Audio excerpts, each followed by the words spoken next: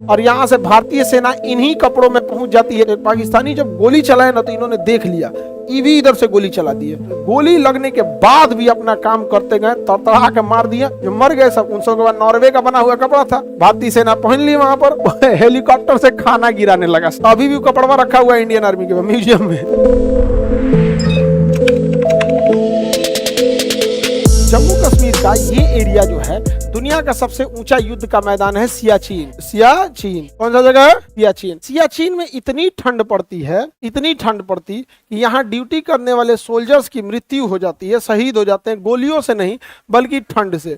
अब यहाँ पाकिस्तान और इंडिया दोनों के बीच में यह जगह है, दोनों क्योंकि हमारा ही है यहाँ पर, लेकिन अभी उस पर इलीगल कब्जा पाकिस्तान का है। तो ये दोनों जो है जगह, ये दोनों यहाँ पे हम लोग सेना रखते हैं। तो हम लोगों के बीच एक एग्रीमेंट था कि यहाँ से ठंड के दिन में सेना पाकिस्तान लौटा लेगा, यहाँ से हम लोग भी लौटा लेंगे। हम दोनों के बीच में ये म्यूचुअल अंडरस्टैंडिंग था कि हम लोग अपनी सेना लौटा लेते थे। लेकिन 1984 में हम लोग अपनी सेना लौटाए और पाकिस्तान भी अपनी सेना लौटाया। बाद में उसने क्या किया, यहाँ अपनी सेना को भेज दिया, वापस सेना को क्या कर दिया, भेज दिया। और सेना के आतंकवादी को भेज दिया। तो वहां आतंकवादी और आदमी और सेना में अंतर क्या होता है? सब तो आतंकवादी हैं सब वहां पे, उसमें क्या ही अंतर है? ज्यादा का अंतर नहीं है ना वहां पे। बिना मतलब का वो सब उल्टा, छोट छोट बच्चा सबको देखिएगा तभी उन सब का मेंटेलिटी अलग टाइप का होता है। हमेशा याद रखिएगा, जब आपके समाज को कोई धार्मिक व्यक्ति लीड करेगा तो समाज बहुत आगे नहीं बढ़ पाएगा। मतलब धार्मिक मुद्दों के आधार पर, केवल धार्मिक मुद्दों, क्योंकि धार्मिक चीजों में इनोवेशन नहीं होता है, चीजें नहीं होती। बस जितना पुराना रहेगा, आयुर्वेदिक दवाई और धार्मिक मुद्दे जितना पुराना रहेगा ना, बड़ी दिक्कत होता है यहाँ पे। तो धार्मिक व्यक्ति तो भाई सब लोग धार्मिक ही होते हैं, मतलब धार्मिक आधार पर, धार्मिक मुद्दों पर, आप समझ रहे हैं ना। अब व्यक्ति तो सब लोग धार्मिक ही होता है भैया, किसी भी धर्म के होगा, धर्म घरे में रखो, लेकिन अब केवल यही मुद्दा रखोगे। पाकिस्तान में मुद्दा क्या हो गया? धार्मिक हो गया यहाँ पर। तो ये हो गया सियाचिन ग्लेशियर। अब यहाँ पाकिस्तान आगे आ गया यहाँ पर। अब जब यहाँ पाकिस्तान आ गया 1984 पाकिस्तान यहाँ आ गया। अब हम लोग जाए कैसे यहाँ पर? और यहाँ पे ठंड होता है -60 डिग्री सेल्सियस, -60 डिग्री। 10 या 20 सीटी दीजिएगा तो आलू उबलता है, 10 या 20 सीटी में आलू उबलता है।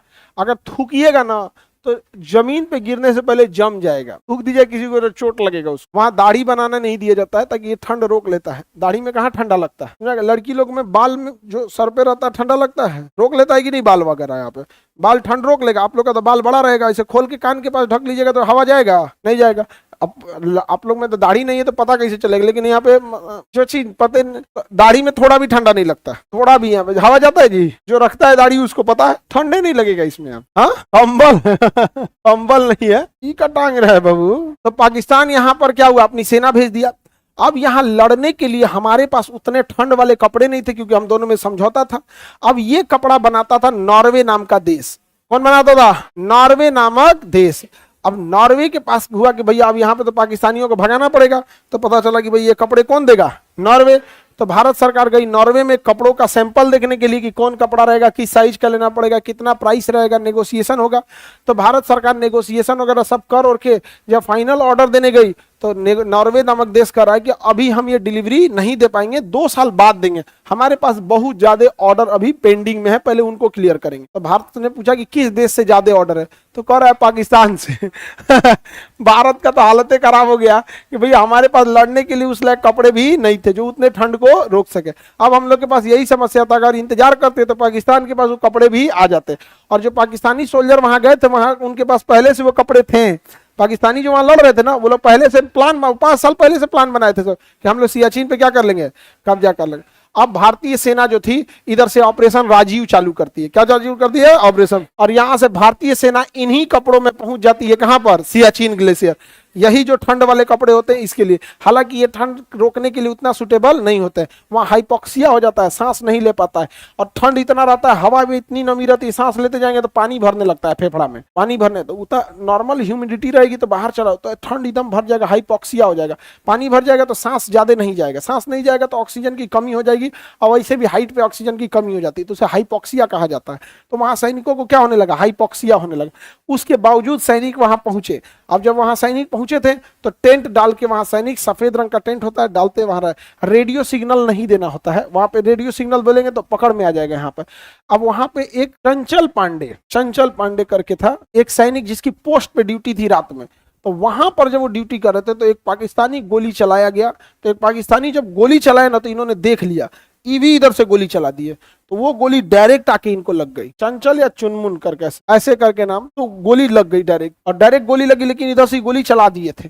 अब जब गोली चला दिए ना तो गोली की आवाज सुन के जो हमारे बाकी के फौजी थे वो लोग जग गए, और वो जगने के बाद मारे पाकिस्तानियों को सब तहस नहस हो गया, सब मर गया, वहां पे पाकिस्तानी सब मर गया। अब भारतीय सेना जो ठंड से कांप रही थी, जो मर गए सब, उन सब के बाद नॉर्वे का बना हुआ कपड़ा था उन सबको उघारे कर दिया, और ठंड वाला जो कपड़ा था कौन पहन लिया? भारतीय सेना। भारतीय सेना पहन ली वहां पर। अब भारतीय सेना जब पहन ली तो सारे कपड़े एकदम रेडी हो गए, यहाँ पर सारे लोग रेडी हो गए। अब उधर से पाकिस्तानी आ रहे हैं सब ये सोचकर कि यहाँ पे तो इंडियन आर्मी जिंदा ही नहीं बच सकती है, कपड़े ही नहीं है, तो खाना पीना दे रहे थे सब यहाँ पे। समझ में आ गया कि नहीं? कारगिल और सियाचिन की लड़ाइयों में पाकिस्तान कंफ्यूज हो गया, क्योंकि जो कारगिल और सियाचिन की लड़ाई में पाकिस्तान इस बात से कंफ्यूज हो गया कि भारतीय सेना में जो मुस्लिम सैनिक थे जब वो नमाज पढ़ रहे थे तो पाकिस्तानियों को लगा कि ये पाकिस्तानी आर्मी है, वो बैला सब हेलीकॉप्टर से खाना गिराने लगा, सब खाओ खाओ खाना खाओ खाना खाओ। इंडियन आर्मी मारी धो के रद्द कर दी यहाँ पर। अब पूरे पोस्ट पर कब्जा किसका हो गया है? Indian army. पाकिस्तानियों के पास हथियार था, वो पहले से पहुंचे थे, उनके पास नॉर्वे का बना हुआ कपड़ा था, इसके बावजूद सारे के सारे पाकिस्तानी मारे गए, और हम लोग का एक जवान शहीद हुए थे। और वो भी शहीद होते होते अगर गोली नहीं चलाए रहते तो ये लोग सोए रहते, समझा, थक के सोए हुए थे। एक आदमी संतरी की ड्यूटी लगी रहती, कभी भी पूरी फौज नहीं सोती है बाहर ड्यूटी, अगर नहीं चलाए रहते तो वो तो गोली दूर से चलाया था, उसकी आवाज आती नहीं, इनका लग जाता है यहाँ पे, अगर नहीं चलाए रहते तो सोए रहते लोग। तो सोचिए गोली लगने के बाद भी अपना काम करते गए, तड़तड़ा के मार दिया, यही 2-3 ठो को मार दिए हुए थे यहाँ पर। उसके बाद ये लोग जगे, फिर उसके बाद मार दिए, बाद में पता चला बाप तो बाप होता है ना नहीं समझ आ गया, मरा गए सब पाकिस्तान वाले वहां पर। यूएनओ वगैरह, अब देखिए उसको हम लोग को दिक्कत क्या है, पाकिस्तानी फौज से प्रॉब्लम नहीं है भाई, आतंकवाद क्यों भेज देते हो? जैसे ताज होटल में जो लोग मासूम गए थे, कोई दूसरे देश से आया था, कोई छोटा बच्चा था, मार दिया उसको, दिक्कत इससे है। ट्रेन में बम फोड़ दोगे, अमरनाथ यात्रा करने कोई जा रहा है उसको मार दो, वैष्णो देवी जा रहे हैं उनको मार देगा, कश्मीर में आके चौराहा पे तड़तड़ा के गोली चल जाएगा। भाई प्रॉब्लम इससे है, तुम्हें लड़ना है तो तुम लड़ो ना, कब मना किए हैं? ऐलाने जंग करो, आज का आज लड़ लो। समझ आ गया कि नहीं आ गया? सियाचिन पे अभी इंडिया कब्जा है, किसका कब्जा है? इंडिया।